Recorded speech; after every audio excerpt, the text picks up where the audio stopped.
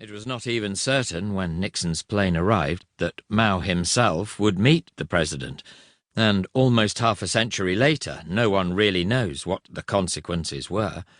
Was its significance merely symbolic, a media event involving two leaders in failing political or physical health, or was it a key milestone in the integration of China into the global economy, probably the most important economic development of the subsequent half-century? Emperors, explorers, and presidents made decisions without fully understanding either the situation they faced or the effects of their actions, and so must we. The global financial crisis. On the 9th of August 2007, the French bank BNP Paribas announced that it was suspending transactions in 3 of its funds. The holdings of investors, which had been placed in securities linked to the US housing market, were effectively frozen. The failure of a small group of hedge funds was in itself a minor event, but within days the global financial crisis of 2007 to 2008 was underway. That crisis peaked in September 2008 with the failure of Lehman Brothers, and only extraordinary efforts by central banks around the world prevented the collapse of the Western financial system. Nevertheless, the failures in financial markets which followed led to the most severe recession in the industrialized world since the Great Depression of the 1930s. As the days passed and the position of the banks deteriorated, we were seeing events that had not been observed for several generations, if at all. Why was the banking system experiencing a crisis of confidence of the kind that we thought had been relegated to history? As the crisis passed, and there was time for reflection, both authors sought to explain the background to the events that took us all by surprise. Mervyn King wrote The End of Alchemy, and John Kay, Other People's Money. From differing perspectives, the authors had arrived at a common view. The narrative of the pre-crisis period was falling apart.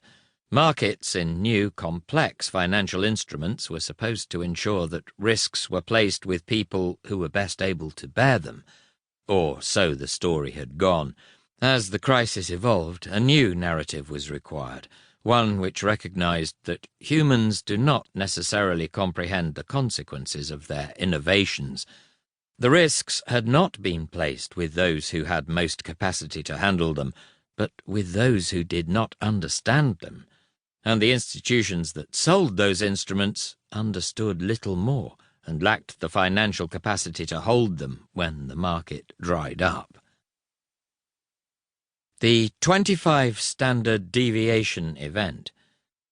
On the 13th of August 2007, 4 days after BNP Paribas had suspended redemptions from 3 of its funds, the chief financial officer of Goldman Sachs, David Viniar, told the Financial Times, "We were seeing things that were 25 standard deviation moves several days in a row." Taken literally, Viniar's statement was not credible. A 25 standard deviation event is one whose probability is less than 0.000000000000000, then 103 more zeros, 0003. Our universe has not existed long enough for there to have been several days on which 25 standard deviation events could occur.